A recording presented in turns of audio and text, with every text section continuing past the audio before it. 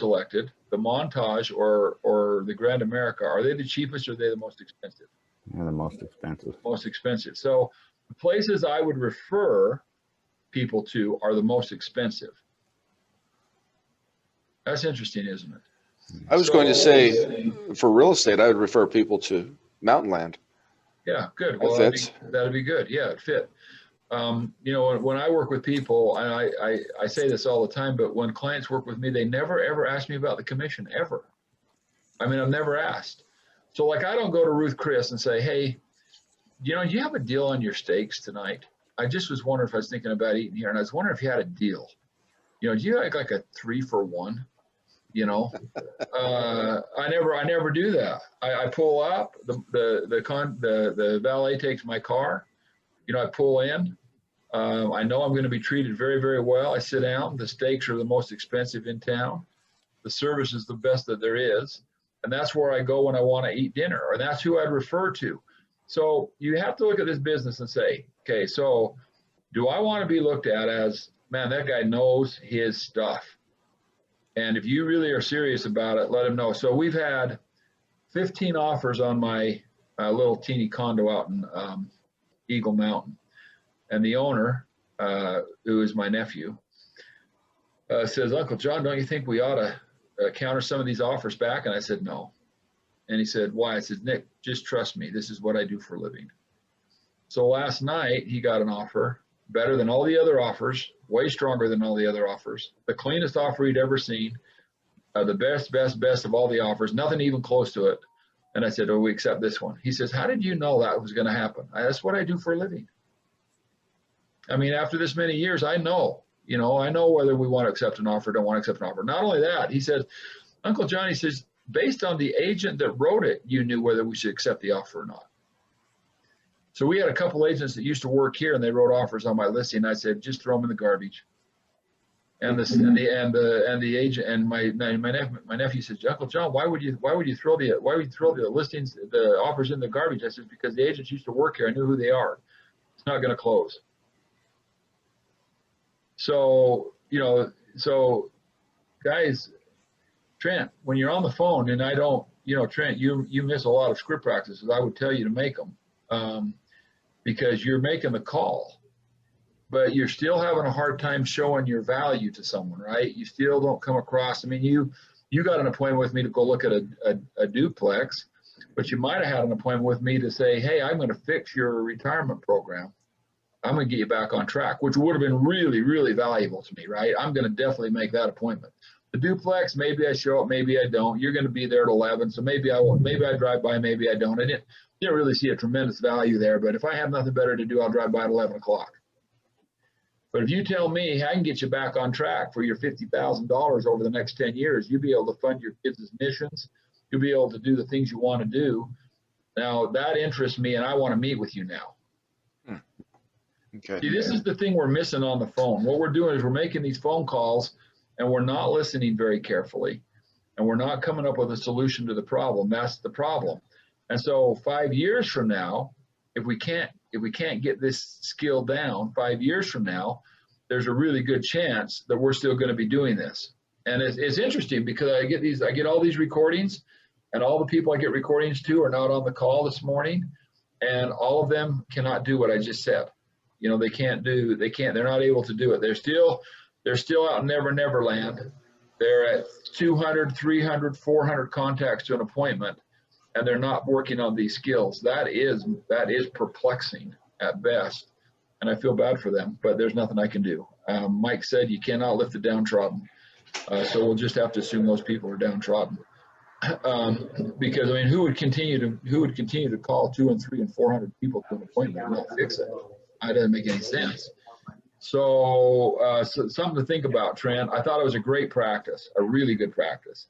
And I hope that next Monday when I'm back on and you're back on and you practice it again, because I'd like to hear you practice it for a couple months until I go, Trent, that was spectacular. Because if I say that to you, you are going to be busy.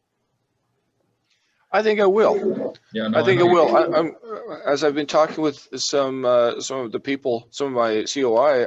I'm looking for this kind of client, and I'm getting them. Yeah. So I think I ought to work this out. Yeah. Well, I just hope that in 5 years, all you guys are looking at your business and saying, gosh, I'm going to make 300 or 400 grand just off of people I know. I think my income so far this year, earned or pending, is somewhere around 80,000 in commissions earned or pending right now.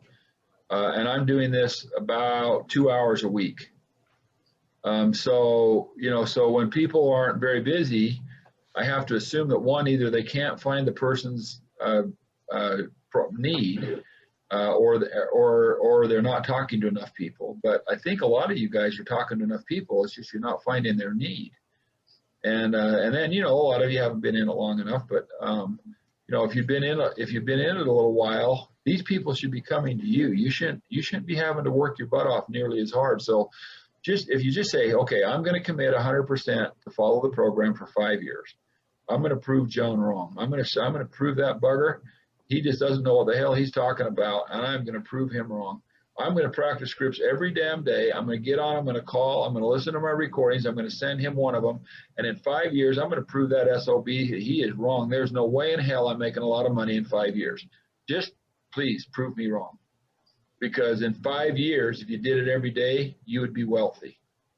The problem is this hit and miss thing, man. There's not anything in the world that you can do hit and miss and make it. Not a thing. There's nothing you can do hit and miss and make it. So Trent, I like to practice a lot. I've committed to 2 times a week to help you guys. So you commit to being here Mondays and Wednesdays so that you can get there. Will do. Good. By the way, yeah. You mentioned Mike Tyson in this.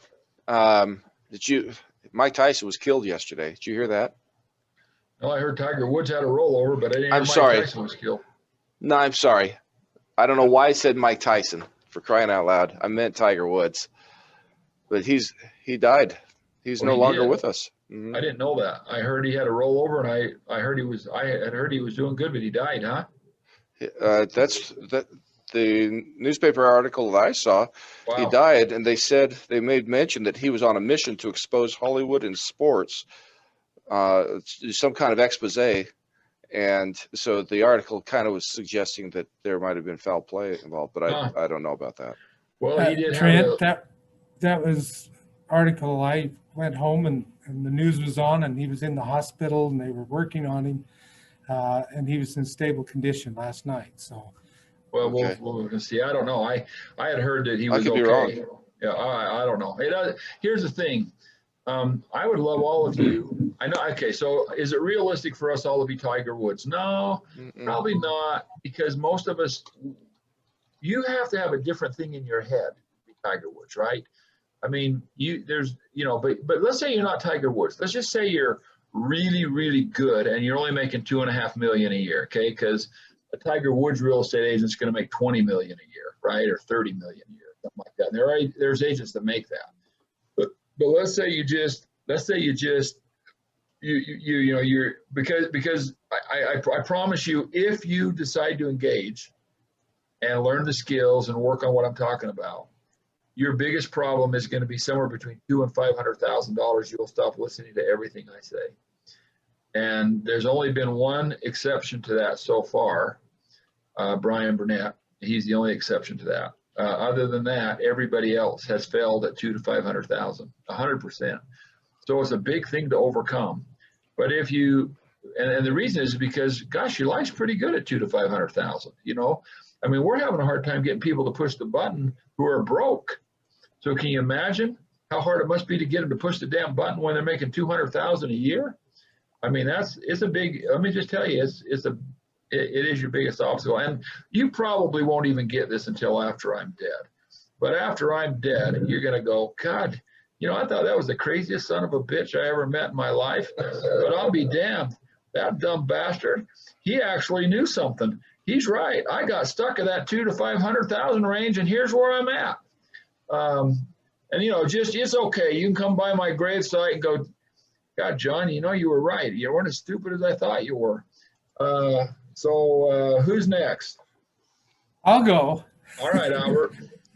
I try to brush up on some of the other scripts that I've studied and learned. The pre-qual script, I need to brush up on that. And Since everybody is in this room, I guess, Bill, you got to listen to me. Sounds good. All right. Just a regular pre-qual, and we'll set up we've set up appointment. Ring, ring. Hello. Hi, is this Bill? Yeah, it is. Bill, Albert with Mountain Land Realty calling, just wanting to confirm our 4:30 appointment this afternoon. Yeah, I still got you written down here. Great. Well, everyone that can sign, be there. I'm it.